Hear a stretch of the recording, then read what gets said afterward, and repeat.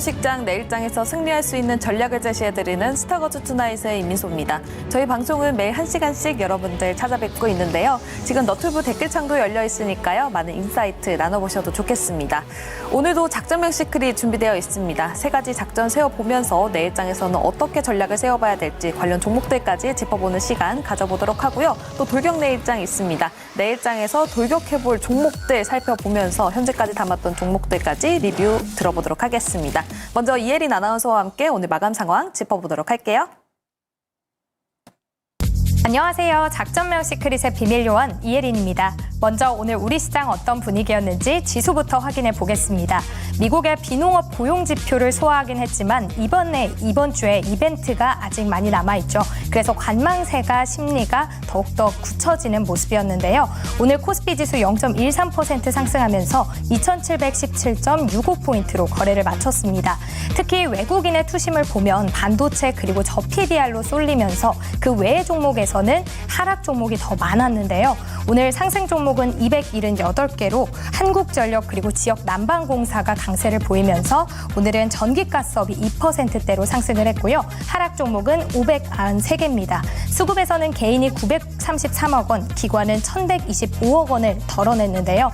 외국인이 홀로 2,061억 원을 매수하면서 코스피 지수의 하방 압력을 버텨줬습니다.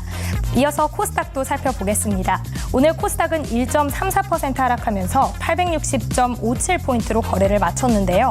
역시 반도체 저PBR로 수급이 쏠리면서 성장주에는 투심이 악화된 모습이었습니다.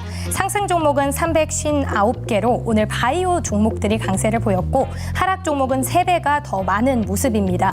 특히 오늘 LG에너지솔루션이 1분기 어닝 쇼크를 기록하면서 2차전지 업종 전반적으로 약세를 보였습니다. 수급에서는 개인이 홀로 3,452억 원을 담아냈는데요. 외국인과 기관이 매도세를 보이면서 코스닥 지수 하락으로 거래를 마쳤습니다. 이어서 오늘의 작전 리스트 살펴보겠습니다. 첫 번째 작전입니다. 멈추지 않는 상승세, 옥석 가리는 유리 기판입니다. 일단 오늘 시장에서도 가장 기대를 받았던 유리 기판인데요. 점점 더 빨라지는 고성능 반도체에 대한 수요가 늘어날 거다라는 전망에 투심 역시도 유리 기판으로 쏠리고 있습니다. 전기 신호를 전달할 때 속도나 전력 수요 면에서도 기존의 플라스틱 기판 대비 우수하기 때문인데요. 일단 가장 빠르게 움직이고 있는 종목은 SKC였습니다. 자회사인 앱솔릭스를 통해서 올해 하반기부터 이 반도체용 유리기판을 양산할 계획인데요. 해외에서는 인텔 그리고 엔비디아, AMD 역시도 기술 개발에 나서면서 국내 기업들도 총력전에 나섰습니다. 우리는 그 안에서도 이제 옥석 가리기에 나서야겠죠. 잠시 뒤에 살펴보도록 할게요. 두 번째 작전입니다. 총선을 앞두고 외국인이 몰리는 저PBR입니다. 오늘 코스피 안에서 외국인의 매수세 1위 그리고 가장 상위에 있었던 종목 모두가 저PBR에 이제 집중이 되어 있었는데요. 총선을 앞두고 여야가 증시 부양책을 두고 입장이 나눠지고 있습니다. 일단 여당의 경우에는 금투세를 폐지하자는 입장이지만 야당은 금투세를 유지하자라고 주장을 하고 있는데요. 시장에서는 여야가 얻는 의석수 그리고 의견에 따라서 저PBR에 대한 이제 운명도 엇갈릴 것이다라고 지금 보고 있습니다. 오늘 시장에서도 1분기 실적 기대감에 자동차 업종이 강세를 보였고요. 또 금융주도 상승을 했는데요. 앞으로 총선 이후에는 어떤 전망 보여줄지 이야기 나눠보도록 하겠습니다. 마지막 작전입니다. 이란, 이스라엘 공격이 임박하면서 5차 중동 전쟁의 위기가 다가오고 있습니다. 이란과 하마스의 휴전 협상은 물꼬를 트고 있지만 그에 반해서 이스라엘과 이란 간의 갈등은 더욱더 격화되고 있는데요. 지난 1일 이스라엘군이 이란의 영사관을 공격하면서 이란 역시도 후회할 정도로 반격하겠다라고 대응을 예고를 했습니다.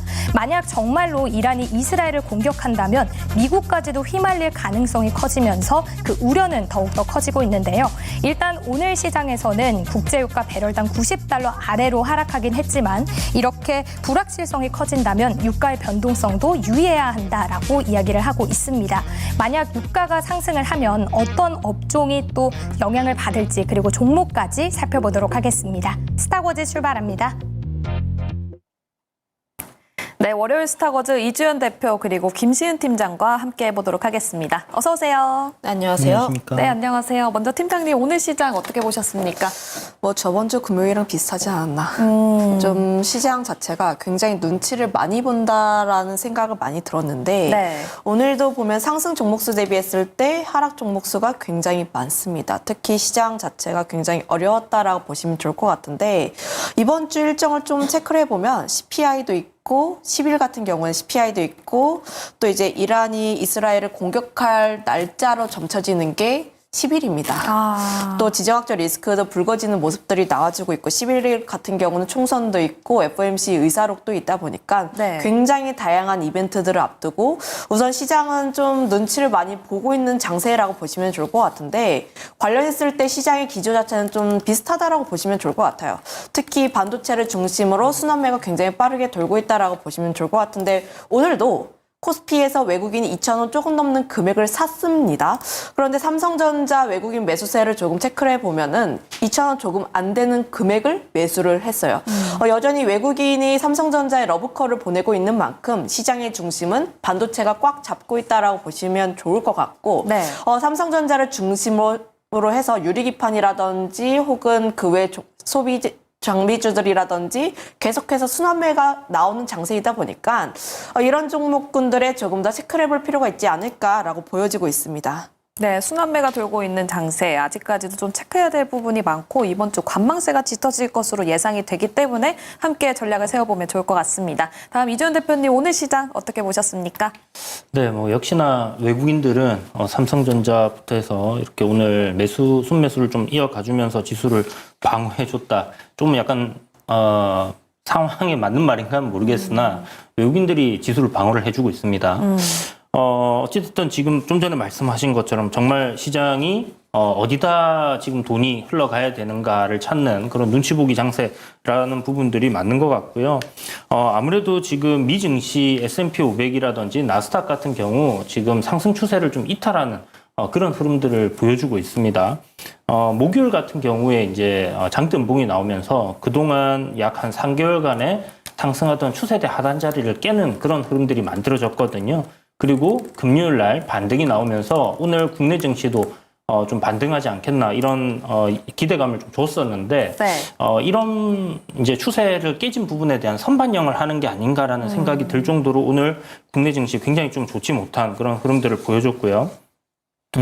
차트를 뭐 이렇게 잠시 보시면요. 네. 추세 자리를 이탈한 이후에 이제 반등 정도, 즉 저항을 오늘 저녁에 만약 미증시가 돌파하는 흐름으로 마무리하지 못한다면 단기 추세는 이탈할 가능성이 상당히 높아진 상황입니다.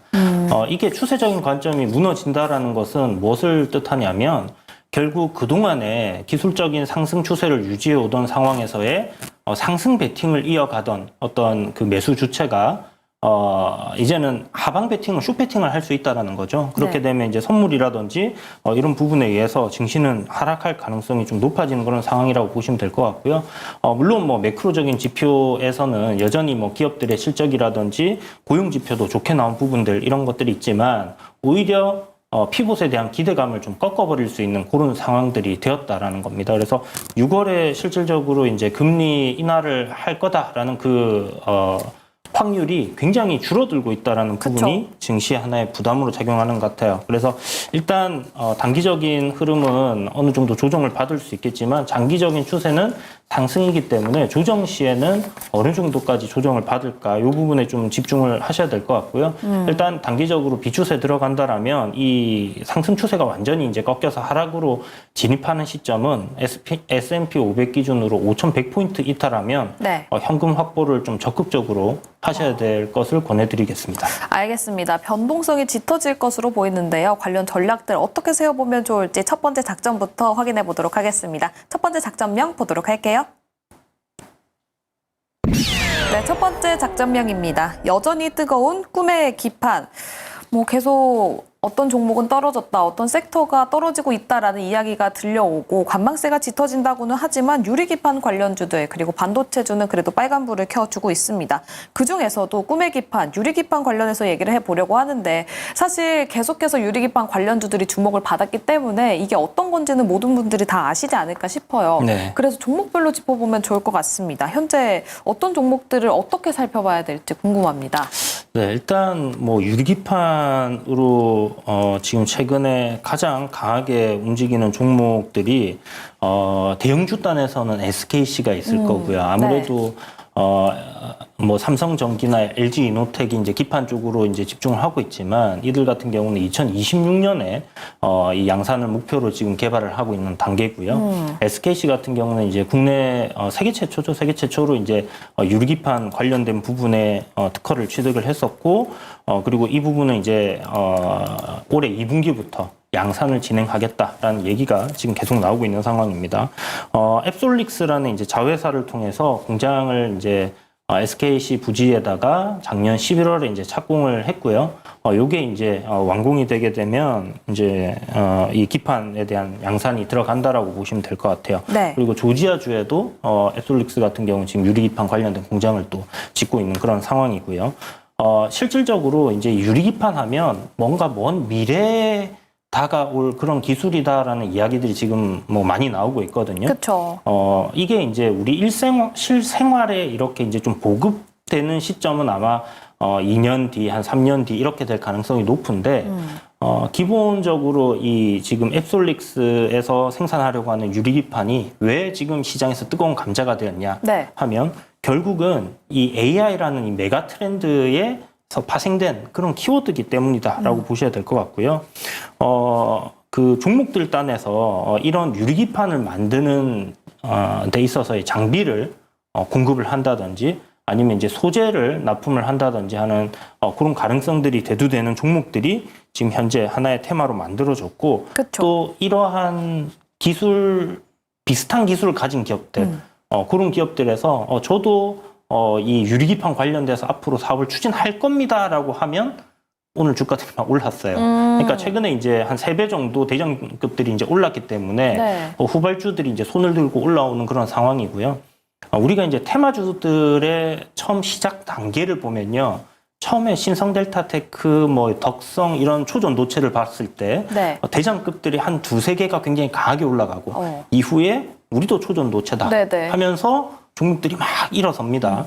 그러면서 이제 하나의 군을 이루는데 지금 현재 그런 모습들을 보여주고 있다라는 거죠. 그래서 이미 후발주가 오늘 뭐 상한가도 하나 들어갔고 시세가 강하게 나오는 만큼 이쪽 테마적인 관점으로 바라본다라면 저는 단기 조정이 좀 나올 수 있는 그런 시점이 아닐까라는 생각은 들어요. 그런데 이게 다른 면으로 한번 생각을 해본다라면 2분기부터 양산이 들어간다라는 관점이거든요. 네. 그러면 실질적으로 뭐 이렇게 보급화돼서 대량 생산으로 이렇게 쫙 퍼지는 건 되진 않겠지만 현재 뭐 알고 계신 것처럼 엔비디아의 이 뭐 AI 반도체 네. 꼽혀 있는 그 기판 하나가 뭐 4만 불, 5만 불 막 이렇게 하지 않습니까? 그쵸. 굉장히 고부가 가치의 상품이에요. 네. 그러면 이 기판 자체에 플라스틱으로 만들어져 있는 PCB가 유리로 바뀐다라고 이렇게 생각을 해본다라면 네. 그렇게 이게 멀지 않은 미래가 될 수 있다라는 생각을 가지고 있습니다. 네. 아무래도 HBM3라는 게 지금 그 엔비디아 AI 칩 때문에 굉장히 크게 올라갔잖아요. 요게 결국은 이제 유리기판으로 이렇게 바뀔 수 있는, 그러니까 새로운 무언가 기술을 개발해내고 CXL이라든지 유로모픽처럼 뭔가 미래의 기술을 막 개발을 해내서 우리가 만들어내야 되는 상황이 아니라 네. 가지고 있는 기술을 새로운 걸로 변경을 함으로 인해서 그 효율이 굉장히 좋아진다는 거거든요. 네. 그래서 이게 사실 그 유리에다가 이렇게 이제 생산을 하는 데 있어서 수율적인 부분들이 문제가 있지만 결국 이걸 양산해낸다, 양산을 하겠다라고 지금 공장이 이미 진행이 되고 있는 상황이라는 것은 수율이 조금 덜 잡히더라도 고부가가치 상품에 납품을 한다면 충분히 마진이 남는다라는 것으로 결론이 났다라고 볼 수 있는 부분이고요. 그렇다면 이런 고마진 관련된 상품에부터 순차적으로 좀 적용이 되어가면서 이런 수율을 잡는 문제라든지 새로운 어떤 소재라든지 이런 부분들은 계속해서 개선되어 나갈 가능성이 높다라고 본다면 유리기판 역시 하나의 좀 큰 트렌드의 흐름을 보여줄 가능성도 상당히 높지 않겠나. 그래서 저는 이제 조정 이후에 네. 이 기업들을 반등하는 시점에서 잘 봐야 된다라고 생각을 합니다. 조정 이후에 봐야 된다. 네, 지금 뭐 오늘 같은 경우 YC캠이라든지 필옵틱스 이런 종목들은 시세를 별로 내지 못했거든요. 네. 아무래도 이 대장주들 같은 경우에 투자 주의가 붙거나 그런 게 붙을 가능성이 있는 시점이 오면 신용 미수가 안 됩니다. 그러면 수급적으로 아무래도 좀 부족한 부분들이 생기기 때문에 조정을 받는 흐름들이 굉장히 반복적으로 일어나고 있어요. 그래서 그런 관점으로 봤을 때는 뭐 요 종목들이 단기 조정을 좀 받고 이후에 상승 추세를 다시 돌리는 그런 흐름들이 나올 것이라고 생각이 들고요. 네. 그렇게 됐을 때 실질적으로 이제 SKC에서 양산 들어갔습니다. 엔비디아의 뭐 유리기판을 적용한 뭐 칩이 나오기 시작했습니다. 이런 얘기들이 만약에 나온다라면 네. 굉장히 큰 폭의 상승은 또 나올 수 있기 때문에 너무 급하게 지금 들어가실 필요는 없지만 우리가 이쪽 섹터를 굉장히 주의 깊게 보면서 하나의 그 게임 체인저가 될 수 있는 그런 부분이기 때문에 조정 이후에 어떤 하락을 멈추고 상승으로 전환되는 시점을 잘 한번 기다려보자 이렇게 말씀드리겠습니다. 알겠습니다. 산업적으로는 AI가 급부상하면서 관련해서 계속해서 함께 갈 수 있는 산업이기 때문에 조정 시의 매수 관점해서 말씀을 해주셨습니다. 그럼 김시은 팀장님, 지금 유리기판 내에서 볼 수 있는 종목 혹은 조정 시에 매수할 수 있는 종목은 어떤 종목이 있나요? 우선 지금 현재 유리기판이라는 섹터 자체가 상용화보다는 기대감을 안고 올라가는 섹터이다 보니까 현재 접근을 하시려면은 테마주라는 성격을 좀 이해를 해보시고 대장주로 접근을 해보시면 좋지 않을까. 앞서 이야기를 했지만 계속해서 제가 이야기를 해드리는 부분들은 테마로 항상 접근을 할 때는 대장주가 항상 수익을 보기도 빠르고 탈출하기도 가장 빠르다. 네. 라는 점을 보게 되었을 때 항상 대장으로 올라가는 종목이 필옵틱스라는 종목입니다. 관련했을 때 실제로 뭐 반도체 글라스 기판 공정 장비를 양산하는 이력으로 인해서 대장주로 좀 선택을 많이 받고 있는데 다만 이 종목 같은 경우가 주의를 받았어요. 네. 주의를 받았다는 것 자체가 사람들이 이제 선택을 할 때 이 종목은 주의를 받았습니다. 좀 조심해 주세요라는 의미이다 보니까 다소 수급적으로 제한이 될 가능성이 굉장히 높다라고 보여지고 있습니다만 이 종목이 차트를 한번 보면은 항상 5일선을 쭈쭈쭈쭈쭈 타고 올라간 종목입니다. 네. 그러면 이 종목이 조정을 받았을 때 반드시 5일선을 깨지 않아야 한다라는 점을 한번 염두를 해보시면 좋을 것 같고 항상 대장주는 필옵틱스라는 점을 한번 감안을 해보고 그 다음에 또 관심 있게 종목으로는 SKC. SKC. 오늘도 보면은 아랫꼬리 말고 굉장히 크게 올라왔어요.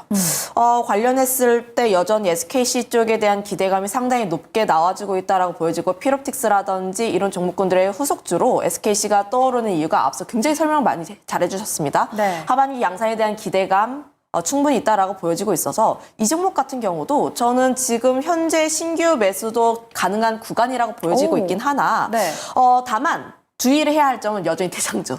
대장주 흔들리면 후속주들도 함께 흔들립니다. 네. 그런 점을 감안했을 때 SKC 같은 경우도 지금 5일선 부근으로 좀 분할적으로 접근해도 괜찮은 구간이긴 하나 필옵틱스의 주가도 함께 살펴보면서 변동성에는 조금 주의를 해볼 필요가 있지 않을까라는 점 한번 말씀드리겠습니다. 알겠습니다. 김시은 팀장, 유리기판 내에서 필옵틱스 그리고 SKC 이야기를 해주셨는데요. 지금 또 많이 올라간 상태니까요. 이 부분 유념해 보시면서 투자해보시면 좋을 것 같습니다. 다음 이주연 대표님도 아무래도 대장주 말씀을 해주셔서 종목이 동일한가요? 네, 동일합니다. 일단 SKC가 만든다라는 부분, 삼성전자가 이번에 HBM3를 좀 빠르게 대응을 못해가지고 고전을 한참 했었잖아요. 네. 물론 뭐 시간 차이로 올라오는 거기 때문에 뭐 상관은 없겠지만은 SK 하이닉스가 이제 치고 나갔던 그 시장에서의 어떤 선점을 하고 있는 이 부분들을 놓치지 않기 위한 어떤 새로운 기술들을 접목한다라면 저는 이제 유리기판이 될 가능성이 좀 상당히 높다라고 보여지고요. SKC에서 이제 양산을 한다는 것은 나쁜 철을 잡아놓고 만든다라는 거라고 봐야 되겠죠. 아무래도 AMD나 좀 전에 뭐 그 얘기 드렸던 글로벌 빅칩 기업들 같은 경우에 이런 부분들에 대해서 지금 굉장히 주목을 하고 있는 상황이기 때문에 SKC를 일단 한번 유심히 지켜보시면 좋을 것 같고요. 3월 중순쯤에 단기적인 조정을 잠깐 21선까지 받았다 갔습니다. 지금 뭐 이평선들 이격이 굉장히 많이 벌어져 있는 상황이기 때문에 단기 조정이 나와서 이런 이평선 간의 간격을 좀 좁히는 그런 흐름으로 갈 경우에는 되돌리는 시점, 즉 조정 이후에 상승으로 전환하는 시점에는 우리가 다시 한번 공략해 볼 수 있을 것 같고요. 가격적으로는 만약에 한 12만 3천원에서 5천원 정도 오면 뭐 괜찮지 않겠나 이렇게 좀 볼 수 있을 것 같습니다. 알겠습니다. SKC 12만 3천 원에서 12만 5천 원 이 부분 가격대 생각해 보셔도 좋을 것 같습니다. 그럼 두 번째 작전으로 넘어가 보도록 할게요. 네, 두 번째 작전명입니다. 외국인의 선택. 총선을 앞두고 외국인이 저PBR 쪽으로 몰리고 있습니다. 하지만 변동성 주의, 또 불확실성, 이 단어가 굉장히 거슬리는 상태인데요. 이주연 대표님, 네. 저PBR 관련주들 어떤 전략 세워봐야 될지 또 궁금합니다. 네, 이 지금 저 PBR 관련 종목들이 사실 최근에 주가 흐름 별로 좋지 못했잖아요.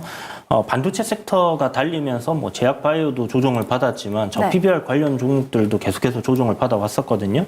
근데 지금 한 3거래일, 한 4거래일 정도 딱 그 기술적으로 반등이 나와야 되는 위치에서 반등이 나오고 있고 수급적인 관점에서도 굉장히 좋아지는 그런 모습들을 보여주고 있습니다.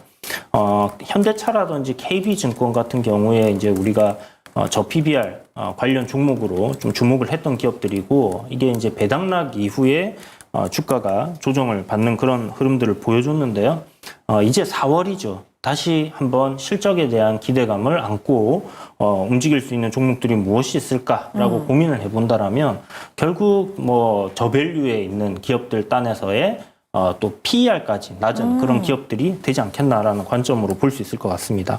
그렇다면 현재 지금 자동차 섹터 저 PBR에 퍼가 이렇게 형성돼 있거나 아니면 금융주들 중에서 실적까지 이렇게 좋은데 비해서 싸다라는 관점으로 우리가 접근할 수 있는 기업들이 최근 반등이 좀 나오고 있다 보시면 될 것 같고요. 네. 제가 이제 하락할 때 바닥을 잡아주는 수급은 기관이다라는 그쵸. 얘기를 몇 번 드렸었죠. 네. 그래서 그 기관들이 딱 3일 전, 4일 전에 매수를 진행하면서 바닥을 잡아줬고 네. 외국인들 수급이 들어오면서 지금 반등을 이끌고 있습니다. 물론 뭐 현대차 같은 경우나 뭐 KB금융이라든지 이런 금융주들 위에 이제 배당락을 받았던 그 횡보했던 구간들이 매물대라서 한 번에 그 구간을 돌파할까라는 생각은 조금 들지만 그래도 일단 시장에서 뭔가 대안이 없을 때는 이 저PBR 관련 섹터들은 꾸준하게 좀 상승할 가능성이 높지 않겠나라는 생각이 들고요. 지금 일본에서의 사례가 뭐 이야기들 많이 하잖아요. 저 PBR 이야기만 하면. 그쵸. 그런데 일본에서 한 10년 동안 준비를 했고 꾸준히 정책적인 그 기조를 유지해오면서 증시가 그 저 PBR을 탈피해서 이렇게 상승을 했던 부분들 그런 부분에 있어서 국내 증시도 이번에 그럴 가능성 있지 않겠나라는 생각은 드는데 다만 이제 그 선거 결과에 따라서 네. 정책성이 계속 유지가 될 수 있을지 하고요. 결국 그 선거 결과에 따라서 배당소득세라든지 이런 부분, 그러니까 여기 저 PBR 관련 섹터들의 기폭제가 될 수 있는 어떤 모멘텀이 될 수 있는 그런 부분들이 결국은 이 법 개정이 필요한 그쵸. 부분이기 네, 때문에 맞습니다. 그런 것들이 좀 걸려 있어서 아쉽다라는 부분들이 분명히 듭니다. 그런데 이 저 PBR이 상승할 때 보면 작년 우리나라의 국내 증시 상장사들의 이익이 전 세계 꼴등이었어요. 그런데 올해 들어서 지금 전 세계 1위입니다. 네. 이익 증가율로 본다라면. 네. 그러니까 결국은 외국인들이 우리나라 주식을 사는 이유는 실적이 다 기업들이 좋아졌다. 물론 기조 효과가 있겠지만 향후 좋아질 가능성이 더 높다라는 관점에서 이제 접근을 한다라고 봐야 될 것 같고 거기에 따른 국내 기업들의 밸류적으로 싼 기업들 이런 쪽으로의 접근이 여전히 유용한 게 아닌가라는 부분들을 확인할 수 있는 것 같습니다. 알겠습니다. 저 PBR 관련해서 이야기를 계속해 보고 있는데요. 최근에 하락을 보이다가 다시 또 상승을 하고 있는 만큼 종목별로 접근하는 것도 굉장히 중요할 것 같습니다. 김시은 팀장님, 보는 종목 따로 있으십니까? 항상 좀 비슷하게 저 PBR 종목 하면은 얘기 드리는 것 같은데 현대차와 삼성물산이 계속 주목을 하고 있고요. 아무래도 지금 뭐 저 PBR인 것도 좋지만 앞으로 주주환원 정책을 얼마나 확대를 하는지 특히 ROE가 얼마나 좀 높은지에 따라서 앞으로 수급의 쏠림 현상이 더욱더 가속화되지 않을까라고 보여지고 있는데 그중에서 현대차 같은 경우도 보면은 관련했을 때 자동차 아무래도 실적 시즌이다 보니까 실적에 대한 기대감이 상당히 높아지고 있는 구간이기도 하고요. 현대차 같은 경우에는 앞으로 주주환원에 대한 기대감도 확실하게 높은 쪽이라고 보시면 좋을 것 같습니다. 거기다가 최근 들어서 나오고 있는 이야기가 미국 쪽에서 현대차, 기아, 전기차가 물론 테슬라에 대비했을 때 굉장히 좀 판매 대수는 적긴 하지만 YOY 성장률로만 따지면 40%가 넘는 그런 성장률을 보여주면서 여전히 현대차 같은 경우에는 성장을 굉장히 잘하고 있는 기업이구나라는 인식으로 인해서 저가에 대한 매수세가 들어온 것으로 보여지고 있는 만큼 저 PBR 종목군들 다시 한번 시세가 분출이 되었을 때 현대차가 다시 한번 대장을 잡지 않을까라고 보여지고 있어서 현대차 관심 있게 볼 필요가 있고요.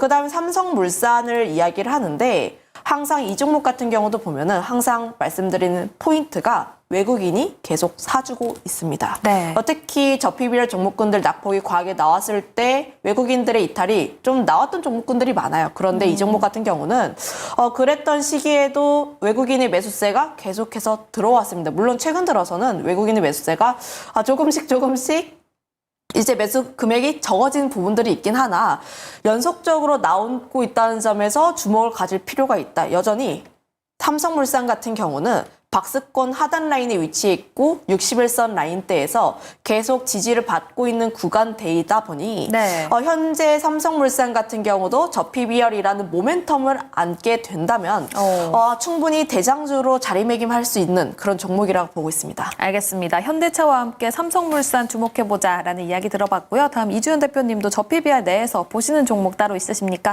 네, 일단 뭐 현대차 워낙 동일하게. 뭐 말씀을 잘 해주셨기 때문에 네. 뭐 현대차 보시면 될 것 같고요. KB금융이 일단 최근에 이제 저 PBR 관련해서 금융 섹터들 올라올 때 대장급으로 이제 올라왔었거든요. 그래서 일단 대장주의 성격이 강하기 때문에 KB금융을 주목해 보면 좋을 것 같고. 또 하나금융 지주 같은 경우는 외국인들 수급이 지금 계속 꾸준히 들어오고 있습니다. 그래서 그런 부분도 여러분들이 체크해 보시면서 함께 접근하시면 좋을 것 같습니다. 알겠습니다. 지금 또 현대차 동일하게 종목이 나와줬고요. 거기에 KB금융지주, 하나금융지주까지 이야기 들어봤습니다. 그럼 세 번째 작전으로 넘어가 보도록 하겠습니다. 네, 세 번째 작전명입니다. 확전 위기에 휘청휘청. 지금 중동 지정학적 리스크가 고조가 되면서 유가도 올라가고 있고요. 방산주들도 조금씩 꿈틀꿈틀하고 있는 모습을 보여주고 있습니다. 때문에 매크로적으로서도 굉장히 좀 분위기가 안 좋아지는 거 아닌가라는 생각도 드는데 김시은 팀장님 어떻게 보십니까? 아무래도 뭐 전쟁 같은 경우는 우리가 예측의 영역이 아니라 대응의 영역이긴 한데 네. 좀 나와 있는 뉴스들, 팩트들을 조금 더 체크를 해보면 아무래도 불안감을 계속 가질 수밖에 없다. 특히 관련했을 때 주말 사이에서 중동 관련 이슈들이 굉장히 많이 나왔고 오늘 같은 장에서도 유가라든지 혹은 물류, 스페코라든지 빅텍 혹은 엘컴텍 같은 지정학적 리스크가 불거질 때마다 항상 슈팅이 나오는 종목군들이 오늘도 강했습니다. 좀 이란이 이스라엘을 공격할 것이라고 예고하는 시점이 약 10일로 좀 보도가 나와주고 있는데 그만큼 지금 뭐 미국도 그렇고 뭐 우리나라도 그렇고 전 세계가 정말로 전쟁을 하는지에 대해서 좀 주목도가 굉장히 높아지고 있다라고 보시면 좋을 것 같아요. 지난주에 이스라엘이 이란 영사관을 폭격을 했고 사망 사고가 나왔습니다. 그러면서 이스라엘이 했던 얘기가 미국한테는 좀 이란이 얘기를 했던 게 이스라엘이 직접적으로 보복을 예고를 했고 미국한테는 껴들지 말라라고 빠져있어라. 선을 그었어요. 네. 그런데 이란이라는 이제 민족의 특성을 생각을 해보면 내가 이제 가만히 있는데 물론 가만히 있지는 않았습니다만 가만히 있었는데 한 대 맞았습니다. 그러면 가만히 있을까요? 그러니까요. 그런 부분들을 조금 감안을 해보면 좀 불안감이 계속 확대가 될 수밖에 없다라고 보여지고 있고요. 관련했을 때 이스라엘과 이란이 전쟁이 좀 더 확전이 되면 될수록 불안에 빠질 수밖에 없는 게 유가라는 점. 네. 특히 유가 같은 경우를 봤을 때 뭐 CPI도 그렇고 물가 지표에 굉장히 크게 영향을 주는 지표이다 보니까 유가가 얼마나 상승을 하는지에 따라서 우리나라 이제 글로벌 증시 전반적으로 좀 변동성이 확대가 될 수 있다라고 보여지고 있는데, 물론 이란이 차지하고 있는 유가의 이제 원유의 점유율은 적긴 한데 호르무즈 쪽에서 좀 주도권을 어느 정도 갖고 있기 때문에 글로벌 물동량이 어느 정도 제한이 될 가능성이 굉장히 높아지고 있다는 점. 특히 글로벌 IB들을 보면 90달러를 넘어서 100달러까지 갈 가능성이 굉장히 높다라고 여겨지고 있습니다. 네네. 관련했을 때 인덱스 펀드들의 자금도 유입이 되고 있는 흐름들이 나와주고 있어서 현재 같은 경우는 지정학적 리스크에 대한 불안감에 대비를 해서 해지성으로 원자재 관련 종목군들 같은 경우는 우리가 조금 더 체크를 해볼 필요가 있지 않을까. 저번 주도 그렇고 이번 주도 그렇고 원자재 관련 종목군들이 최근에 강세 흐름들을 띠고 있어요. 금도 그렇고 구리도 그렇고 원유도 그렇고 네. 계속해서 가격에 대한 상승세가 나와주고 있는데 실제로 가격 강세가 나와지면서 관련 종목군들의 슈팅도 계속해서 나와주고 있는 흐름들입니다. 물론 가장 민감하게 반응을 하는 게 유가이고 지정학적 리스크가 확대가 될 때마다 시가총액이 작은 종목군들 위주로, 특히 중앙에너비스라든지 흥구석유 같은 종목군들, 이런 종목군들도 보면은 하루 슈팅 나왔다가 살짝 쉬어가고 다시 한번 자리 잡고 슈팅이 이어가는 흐름들이 나와주고 있어서 지정학적 리스크에 대한 이슈가 항상 계속 나올 때마다 이런 종목군들 같은 경우는 우리가 조금 더 주의를 해볼 필요가 있지 않을까라고 여겨지고 있는데, 네. 다만 이런 종목군들은 특징이 좀 나는 단기 트레이딩에 능하다 하시는 분들만 접근을 하시는 게 맞다라고 보여지고 있고요. 이 종목의 특징이 장 초반에는 반짝 올라요. 반짝 오르는데 장 후반에 좀 쉬어가는 흐름들이 나와주고 다시 한번 예를 들어 상승이 나왔다가 하락이 나오고 다시 한번 횡보가 나왔다가 그 횡보 때 라인대를 뚫고 슈팅이 나오는 흐름이 나와주고 있어서 네. 지금 내가 이 종목들의 트레이딩을 하고 싶다 하시는 분들은 내가 정말 장을 실시간으로 체크하시는 분들만 접근을 하시는 게 맞다라고 보여지고 지금 있고, 원자재 관련주들 말씀하시는 네, 원자재 거죠? 관련 종목군들. 원자재 관련 종목군들이 좀 실제로 수혜를 받지는 않고 테마성을 움직이는 종목군들이 굉장히 강해서 좀 단기 테마성이 짙습니다.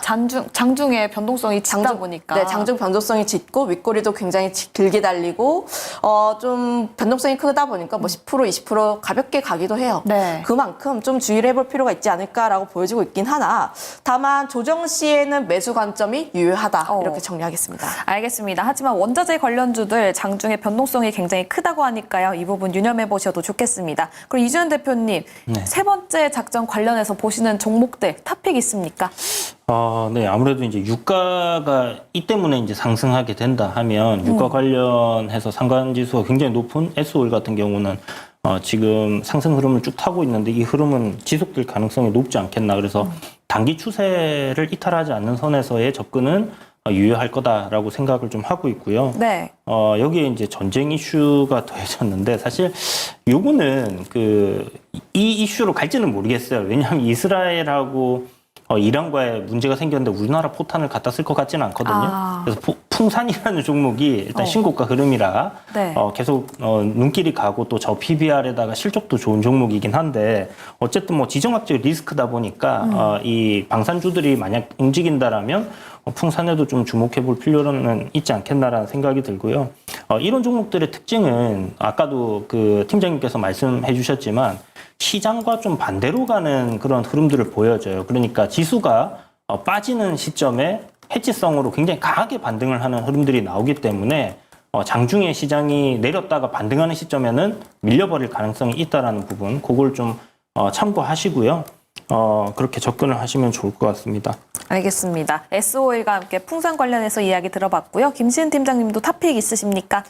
좀 단기적으로 보면 좀 물론 중장기적으로 봤을 때 유가에 대한 상승에 조금 더 베팅을 하면 S-오일이라든지 뭐 GS 그리고 구리 가격도 상승세가 나와주고 있어서 풍산이라든지 혹은 뭐 전선 관련 종목군들 같은 경우 중장기적으로 좀 괜찮게 보고 있는데, 단기적으로 접근을 해본다면 흥구석유라든지 혹은 중앙 에너비스 같은 종목군들 이런 종목 차트의 흐름을 보면 앞서 이야기를 한 것처럼 슈팅이 나왔다가 하루 정도 쉬어가고 다시 한번 5일선 조정을 받고 다시 한번 또 올라가는 그런 특성을 보여주고 있습니다. 물론 관련했을 때 지정학적 리스크가 계속해서 불거져야 하고 유가의 상승세가 계속 추가적으로 나올 필요가 있긴 하나 현재 구간에서 저는 이란이 좀 가만히 있을 것 같지는 않다라는 생각에 이런 종목군들 같은 경우는 우리가 관심 종목에 넣어놓고 시장이 좀 안 움직였을 때 그리고 다시 한번 흥구석유라는 기업이 한번 슈팅이 수급이 붙으면서 움직였을 때는 따라 붙어도 괜찮지 않을까라는 의견 드려보도록 하겠고 흥구석유라든지 중앙에너비스 둘 다 대장주 역할을 하고 있는 기업입니다. 어느 날은 중앙에너비스가 대장 역할을 하고 있고 어느 날은 또 흥구석유가 대장 역할을 하고 있다 보니까 그날에 따라서 1등 하고 있는 종목군 잡아서 접근을 해보시면 좋을 것 같고 흥하행운 같은 경우도 보면은 아무래도 지정학적 리스크가 좀 계속해서 나와주게 되면서 함께 상승이 나와주고 있는 종목인데 이 종목도 보면은 천천히 조정을 받으면서 올라가고 있는 종목군이다 보니까 지정학적 리스크에 따라서 함께 부각을 받고 있는 종목이라는 점도 한번 체크해 보시면 좋을 것 같습니다. 네, 이렇게 흥구석유, 중앙에너비스, 흥하해운까지 이야기 들어봤는데요. 또 이런 종목들은 장중에서 굉장히 크게 움직인다고 하니까요. 나는 트레이딩에 자신이 있다 하시는 분들이 투자를 해보셔도 좋을 것 같습니다.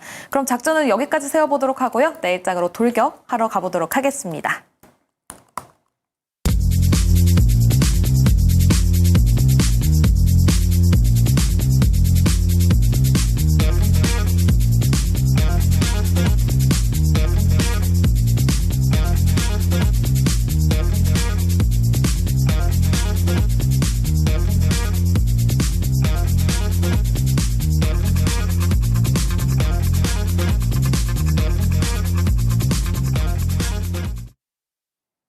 네, 돌격 내일장 시간입니다. 두 분이 담았던 종목들 살펴볼 텐데요. 포트 보도록 하겠습니다.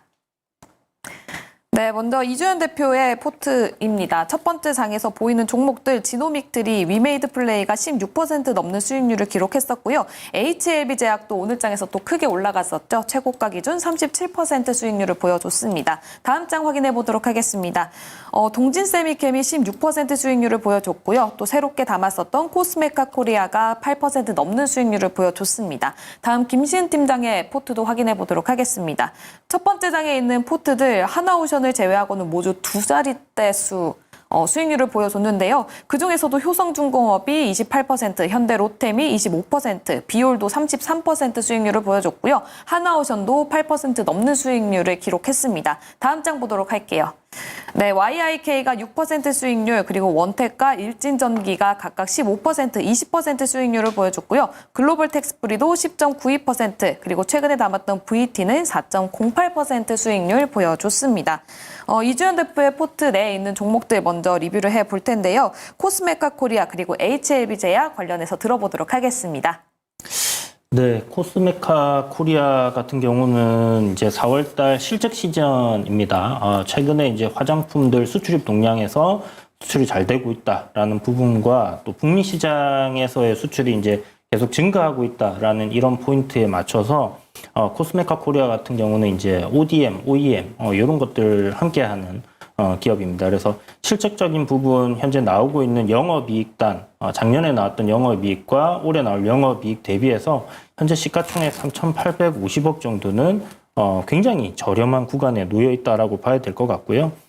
실질적으로 올해 나올 예상치가 790억 정도 되거든요. 그렇다면 퍼 한 10배 정도로 시총 한 7천억 정도는 우리가 예상해 볼 수 있는 부분이기 때문에 지금 횡보하던 구간에서의 조정, 이 저항단을 다시 돌파하고 우상향하는 흐름을 이어간다라고 하면 그때는 코스메카 코리아 지속적인 상승 흐름을 쭉 이어갈 가능성이 높기 때문에 실적 시즌에 조정 시, 만약 시장이 하락 시 이런 기업들, 싸고 괜찮은 기업들 같은 경우는 우리가 잘 공부를 해놨다가 저점 매수로 또 공략을 해보는 거 좋은 관점인 것 같다라는 생각이 드니까요. 이런 부분들 한번 잘 참고해 보시고요. 두 번째 종목이 HLB 맞습니다. 제약입니다. 네, HLB 제약이 오늘 HLB 관련 종목들이 전반적으로 굉장히 강한 흐름을 보여줬어요. 특히 이제 HLB 테라퓨틱스 같은 경우가 오늘 좀 상승을 이끌었다라고 봐야 될 것 같은데, 이 관련 종목들 HLB 그룹주들은 항상 함께 이렇게 좀 움직이면서 앞서거니 뒤서거니 하면서 서로를 끌어주고 있는 그런 상황입니다. 최근에 이제 HLB 관련 종목들의 주가 흐름이 좀 좋지 않았죠. 조정을 받는 그런 흐름들을 보여줬는데, 지금 보시는 것처럼 이렇게 이제 약 한 2주간 이렇게 조정을 쭉 받아왔습니다. 그런데 테라퓨틱스 같은 경우는 보시면 뭐 거의 조정이 없다시피 하고 오늘 양봉으로 신고가를 만들어냈어요. 이게 이제 어떤 신약에 대한 기대감, 약을 투여받은 사람의 생존 기간이 초과했다라는 그런 이슈 때문에 이제 움직임이 나왔고요. 네. 일정 관련된 부분들 이제 암학회가 다 끝났습니다. 그렇다면 이제 HLB에 남아있는 일정은 5월 16일 날 FDA 임상 3상에 대한 승인이 남아있는 부분이기 때문에 그 기대감이 주가의 또 상승을 만들어낼 수 있는 부분이라고 생각이 들고요. 그런 관점에서 지금 단기 조정 마무리하고 최근에 만들어 놓은 저점단을 이탈하지 않는다면 추세 전환도 가능하지 않겠나 이렇게 보고 있으니까 또 이 부분도 좀 참고하셔가지고 너무 고점에서 사신 분들 같은 경우는 이번 기회에 좀 탈출하는 관점으로 이렇게 좀 잡으시면 좋을 것 같아요. 알겠습니다. 이렇게 코스메카 코리아, HLB 제약 두 종목 리뷰 들어봤고요. 다음 김시은 팀장의 종목입니다. VT, 글로벌 텍스프리 두 종목 들어보도록 하겠습니다. 우선 VT부터 먼저 말씀을 드려보자면 관련했을 때 화장품 섹터가 약간 조정이 나와주고 있는데 우리가 매수를 한 다음에 울타뷰티에서 화장품 전체 뷰티 카테고리가 살짝 꺾인다라는 발언하면서 화장품 섹터가 살짝 꺾였습니다만 그런데 울타뷰티의 성장률 둔화가 화장품 섹터 전반으로 이어지지 않는다는 점을 감안을 해보면 여전히 화장품 섹터 같은 경우에는 실적 시즌 대비해서 좀 늘렸을 때 오히려 계속 관심 있게 봐야 하는 그런 종목이라고 보시면 좋을 것 같아요. 지금 좀 더 관심 있게 보시고 싶으신 분들 같은 경우는 18,000원 라인대 여부를 지지하는지 확인을 해보시고 그 라인대에 좀 조정이 나왔을 때 다시 한번 매수를 하는 관점으로 대응을 해보시면 좋을 것 같다라는 의견 드려보도록 하겠고 그다음에 글로벌 텍스프리라는 기업도 보면은 여전히 11선 지켜지면서 올라가려는 흐름들이 나와주고 있습니다. 마찬가지로 글로벌 텍스프리가 1분기 실적 잘 나올 것으로 기대를 하고 있는 만큼 실적에 대한 기대감이 상당히 높은 데다가 최근 들어서 길거리 돌아다니다 보면은 외국인 관광객들 정말 많이 보여. 그만큼 앞으로 실적 개선에 대한 기대감이 상당히 높은 기업이다 보니 저는 충분히 전고점 부근까지는 도달할 수 있을 것이라고 전망을 하고 있어서 좀 더 천천히 두고 보셔도 좋을 것 같습니다. 네, VT와 함께 글로벌 텍스프리 이야기 들어봤습니다. 다음 내일장에서 공략할 수 있는 종목 들어볼 텐데요. 먼저 이주연 대표님 어떤 종목인가요? 네, 조금 길게 보셔도 괜찮을 만한 종목으로 준비를 했는데요.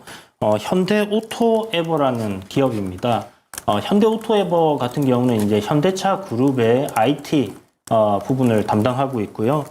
지금 뭐 전사 모두 이제 디지털화로 전환이 되고 있죠. 그래서 그런 부분에 있어서의 어떤 수주를 받고 실적을 내고 하는 기업이다라고 보시면 되는데요. 이 기업의 이제 자동 차량용 내비게이션 소프트웨어라든지 이런 부분들을 영위하고 있다 보니까 자율주행 관련주로 좀 엮여 있는 종목이에요. 2026년까지 현대차 자율주행 차량에 모빌진 AD를 이제 납품한다라는 뭐 그런 이야기가 있기 때문에 항상 현기차 관련해서 자율주행이 언제쯤 될 거다라는 이런 이야기들이 나오기 시작하면 항상 움직였던 그런 종목이다라고 보시면 좋을 것 같습니다. 실질적으로 어떤 뭐 밸류적으로 지금 접근하기보다는요. 어떤 모멘텀적인 부분을 우리가 참고해서 접근을 해야 되는데 오늘 오랜만에 거래량이 좀 크게 증가를 하면서 상승이 나왔습니다.